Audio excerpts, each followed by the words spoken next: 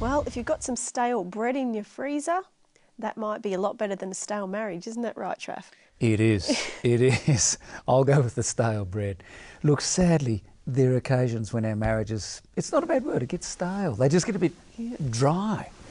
But we can all go rescue through it. Yeah, look, we all go times when the relationship just loses a bit of its buzz.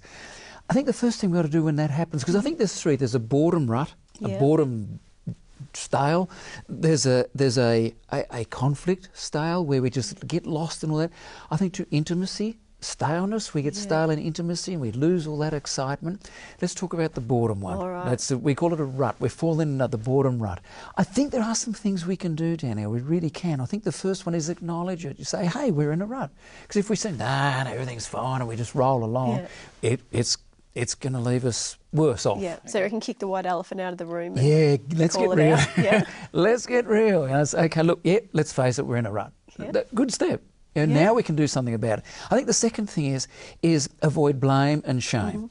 If we do the blame thing, well, it's your fault, so we're kind of externalising the problem. If we say, oh, this is terrible, and we kind of look inwards and we do a lot of shame about it, then again, it's not going to work. I think we've got to open, honestly say, hey, let's address this without blame, without shame. We've developed a rut. We've just got into the cycle, busy life, the kids, whatever it is.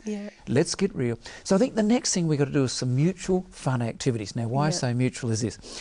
If I have a fun activity that I love doing, which is water skiing, and my wife hates it, I say, let's go water skiing. That's fun. She's going to die. It's not overly reciprocal, is it? It's just not on. And I have to tell you, I know this guy who loves snow skiing.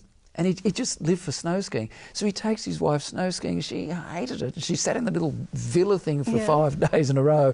The whole thing died. No. You've got to be a mutual fun. Even if it's a bit crazy, do something crazy, Dream up something that's a bit out there, Go shopping in shorts that you'd never go shopping. Just do something. Push a trolley backwards. Do something. Let's have some fun here. Something to kick it a bit. Yeah, let's get a kick. Make a date. Because I think one of the issues is why it gets stale is like bread in the freezer. It sits there too long, and we just roll along in this kind of pattern. We've got to change this. We've got to make a date, even if it's a mini date. Now, the drama is we often make dates, we don't stick to them.